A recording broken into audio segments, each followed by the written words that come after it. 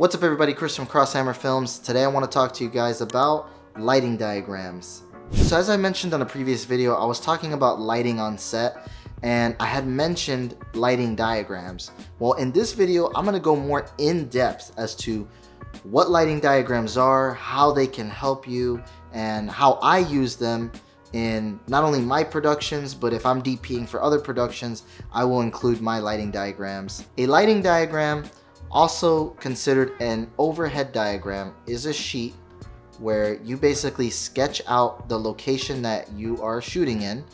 So one thing you would do is you would go on set for a location scout, you would take pictures of the rooms that you're filming, and this will help you later when you go to do your lighting diagram. You can either do this on a sheet of paper, you could do this on Photoshop, you could do this with apps. One app in particular that I like to use sometimes is called Shot Designer. No, they didn't pay me to do this video, but I have used their app before and I really like their app because it's pretty easy to use and pretty simplistic. But you can do this any of the three ways that I mentioned and it can be really beneficial for you. So you would take pictures of your scene and the location, and then later on when you go home, you would go and sketch. Judging from the pictures that you got, you would sketch an overhead diagram of the room that you're filming in. And then what you would do is start thinking of where lighting is going to be placed. One beneficial thing that you could do, and like I did mention this in one of my previous videos, is if you have extra time, and you have a day where you can go back to your location where you scouted and maybe do a tech rehearsal, and actually bring your lights and set lights up and see where the lights work for that specific shot. Then what you would do is on the actual day, you would have a notepad or something, an iPad, and actually jot down, do a rough overhead diagram or lighting diagram, and then when you get back home later, transfer everything you did and make it in much neater fashion, much easier to read and more understandable. So then you would, like I said, draw out the location and get everything, draw all the elements that are important for the shot. Now, this video in particular, I'm only going to be talking about lighting. In a lighting diagram, you would only write down or draw where the lights are going to be placed. But if you want to get even fancier and make it a full-blown overhead diagram, which is basically a diagram, and if you're a DP, you would do this, is basically you would have your lighting diagram and overhead diagram in the same. So basically it would be not only your lights drawn out in the scene, but also your camera movements, where your actors are going to be, their movement positions, and it can get as simple or as complicated as you want. It all depends on what type of director of photography you are. Going back to this more simple setup, you would draw your actors where they're going to be, have your lights set up, on the drawing.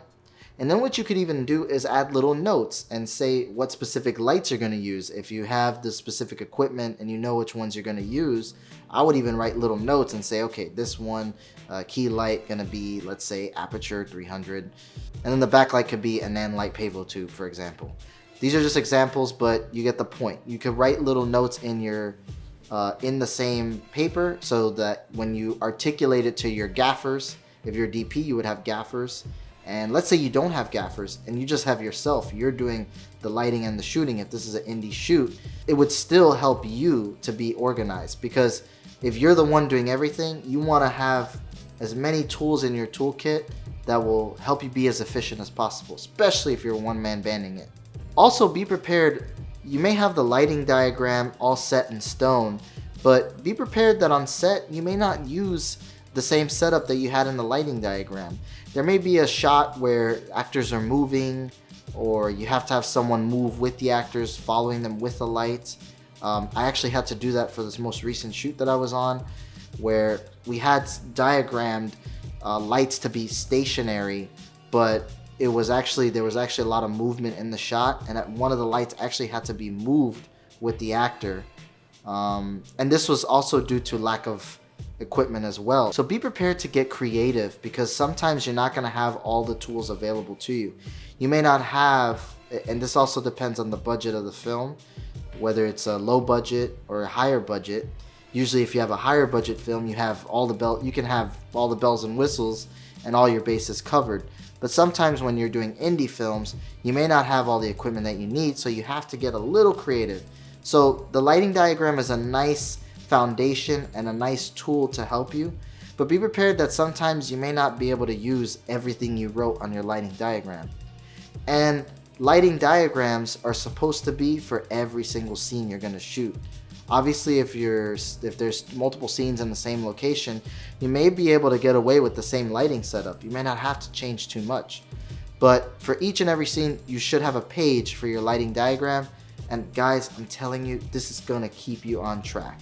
And I'm going to tell you guys right now, if you're going to use the free version of Shot Designer, you cannot save your scenes. So what I like to do, because I use the free version, is I just screenshot whatever scene whatever changes I made and whatever I created for this specific scene. I screenshot it. I already have it. I'm not going to go back and I'm not going to change it.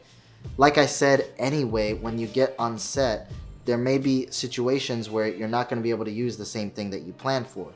This is a great opportunity to flex your creative muscle and really learn how to get organized on set. Lighting diagrams are a great organizational tool, and I highly recommend them if you're going to be DPing on films.